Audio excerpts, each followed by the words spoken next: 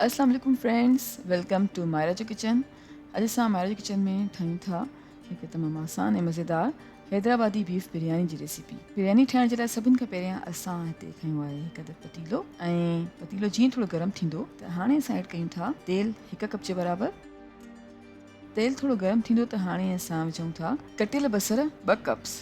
तक़रीबन 3 खां 4 अदद विचोली साइज़ जा बसर खणी असां स्लाइस करे छॾिया आहिनि। फ्राई कंदासीं तक़रीबन 3 खां 4 मिनट जे लाइ विचोली बाहि ते, जेसि ताईं बसर कलर तब्दील करे छॾनि ऐं लाइट गोल्डन थी वञनि।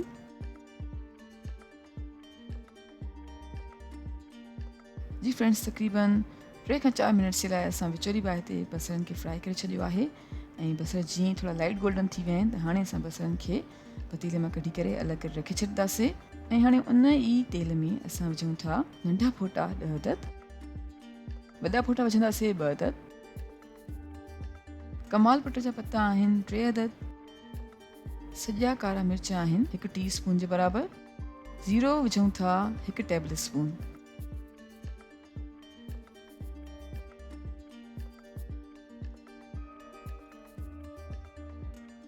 ऐं हाणे बॉइल थियल वॾो गोश्त आहे 1 केजी जे बराबरि, उहो ऐड कयूं था। कटियल अदरक आहे 1 टेबल स्पून, ऐं कटियल थूम आहे 1 टेबल स्पून। इहे सभई शयूं गोश्त सां चङी तरह सां मिक्स कंदासीं, ऐं हाणे असां गोश्त खे भुञंदासीं तक़रीबन 6 खां 8 मिनट जे लाइ विचोली बाहि ते। जी फ्रेंड्स, असां 6 खां 8 मिनट जे लाइ गोश्त खे विचोली बाहि ते चङी तरह सां पचायो आहे ऐं भुञी छॾियो आहे। त हाणे विझूं था टमेटो प्यूरी 1.5 कप, 4 खां 5 अदद टमाटा खणी असां पाणी सां मिक्स करे ऐं पीसे रखे छॾिया हुया, उहे विझूं था। ॻाढ़नि मिर्चनि जो पाउडर आहे 1.5 टेबल स्पून। हेठि असां विझूं था 1 टीस्पून, ऐं लूणु विझूं था 1.5 टेबल स्पून। तव्हांखे जेतिरो पसंदि आहे तव्हां उन हिसाब सां विझी सघो था। सुकनि धणनि जो पाउडर आहे 1 टेबल स्पून, ऐं चाट मसाले जो पाउडर आहे 1 टेबल स्पून। हाणे इन सभिनी शयुनि खे चङी तरह सां मिक्स करे छॾींदासीं, ऐं असां गोश्त खे मज़ीद पचाईंदासीं 3 खां 4 मिनट जे लाइ विचोली बाहि ते।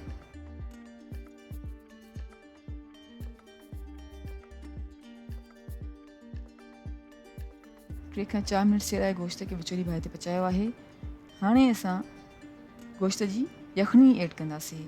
जंहिं पाणी में असां गोश्त उॿारे रखियो हुयो उहो ई पाणी आहे तक़रीबन 2.5 कपनि जे बराबरि, उहो असां ऐड कयूं था।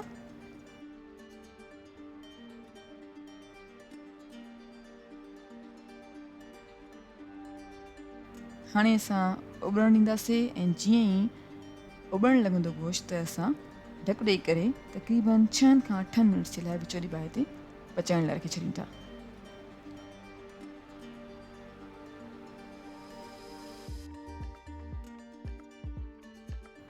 जी फ्रेंड्स, 6 खां 8 मिनट जे लाइ असां विचोली बाहि ते गोश्त खे पचायो आहे, ऐं हाणे पाणी ख़ुश्क थी चुको आहे, त असां चङी तरह सां मिक्स करे छॾियो आहे गोश्त खे। हाणे ऐड कयूं था उॿरियल चांवर 1 किलो जे बराबरि। असां चांवरनि खे 80% ताईं ॻारे छॾियो हुयो, ऐं 2 कणियूं रहिजी वियूं आहिनि, त हाणे असां चांवरनि खे कोरमे जे मथां ऐड कंदासीं, ऐं अधु चांवरनि जी लेयर चङी तरह सां फैलाए छॾींदासीं। अधु चांवरनि जी लेयर लॻाई आहे। हाणे विझूं था फ्राए थियल बसर, जेके असां पहिरियों ई फ्राए करे रखे छॾिया हुया। अधु फ्राए थियल बसर असां हाणे विझंदासीं, ऐं बाक़ी बचियल बसर असां चांवरनि जी ॿी लेयर जे लाइ रखे छॾींदासीं। हाणे विझंदासीं टमाटनि जा स्लाइसिस,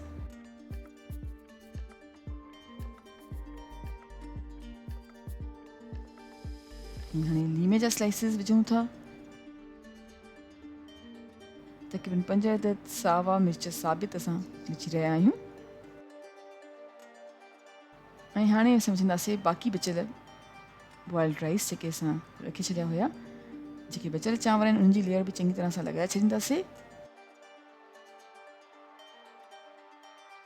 ऐं चांवर जे मथां हाणे विझंदासीं बाक़ी बचियल फ्राइड थियल बसर, जेके असां सेकेंड लेयर लाइ रखिया हुया। हाणे विझंदासीं फूड कलर ज़र्दे जो रंग 1/4 टीस्पून।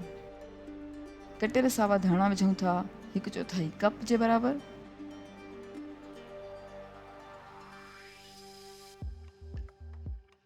ऐं हाणे ढकु ॾेई करे दम ते रखंदासीं चांवरनि खे तक़रीबन 15 मिनट जे लाइ हल्की बाहि ते।